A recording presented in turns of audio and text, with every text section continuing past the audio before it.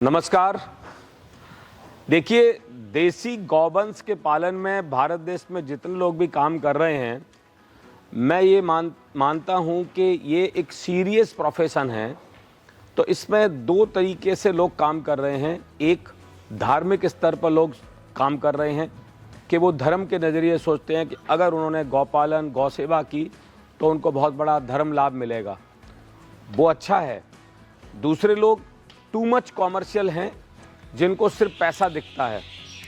अगर मेरी आंखों से देखो तो मुझे इन दोनों के बीच की बैलेंसिंग समझ में आती है। दोनों के बीच में बैलेंसिंग कैसे कि काम आप करोगे अच्छा तो पैसा should be your by product, but आप अच्छा काम कर रहे हो और जिसमें पूरे समाज का, पूरे सोसाइटी का भला हो रहा है और हमारा जो देसी गौवंश है वो और पहले से बेहतर हो, तो धर्म भी आपको मिलेगा। अब आगे बढ़ते हैं कि ये होगा कैसे, क्योंकि हमारे पास जो पूरी नस्ल है पहली वाली, जो बुल से जो हम पहले से हम उसको क्रॉस करा रहे हैं गौ माता को, अब उसकी पेडिग्री का ठिकाना नहीं है। बहुत कम लोगों के पास रजिस्टर्ड अच्छी पेडिग्री के बुल हैं।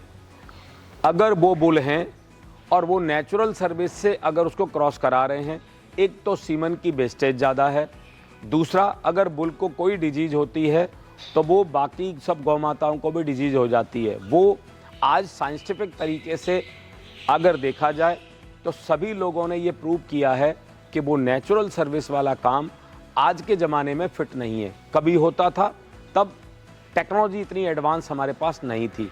आज हमारे पास टेक्नोलॉजी क्या एडवांस है, हमारे पास अच्छी क्वालिटी के पेडिग्री प्रूवन वाले बुल का सीमन अवेलेबल है, जिसको हम अपनी गौवंश में डाल करके हम अच्छी नस्ल को ला सकते हैं।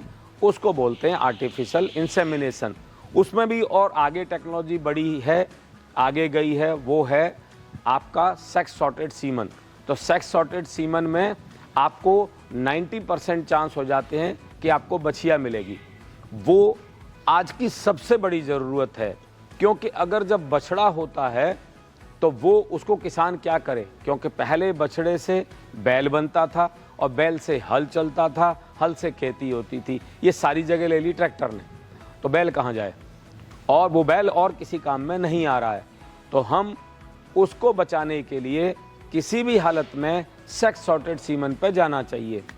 और उससे भी आगे की अगर टेक्नोलॉजी पे हम जाते हैं तो वो है ETT, embryo transfer technology. Embryo transfer technology में माता और पिता दोनों के गुण मिल जाते हैं एम्ब्रियो में। जब वो भ्रूण तैयार होता है, उस भ्रूण को हम सैरोगेटेड मदर जिसको बोलते हैं, उसमें जब डालते हैं, तब वो माता का सिर्फ रोल है उस बच्चे को जन्म देना और उस बच्चे को जन्म देने के बाद उसको दूध पिला करके बड़ा करना। लेकिन जो उसके जो जेनेटिक आए वो उस माँ बाप के आए जो आपने हाई पेडिग्री के माँ बाप से आपने वो जेनेटिक लिए। तो आज देश में ये सबसे प्रूवन टेक्नोलॉजी है और हमारे भारत देश में ये टेक्नोलॉजी पिछले 5 से 7 साल में डेवलप हुई है। लेकिन अगर आप डेवलप कंट्री में देखें तो ये टेक्नोलॉजी पिछले 30-40 साल से काम कर रही है और इस टेक्नोलॉजी ने उन कंट्रियों में बहुत बड़ा परिवर्तन किया है। अभी एक नया चर्चा चल रही है देश में, वो है मीथेन के प्रोडक्शन पर कैसे कंट्रोल किया जाए।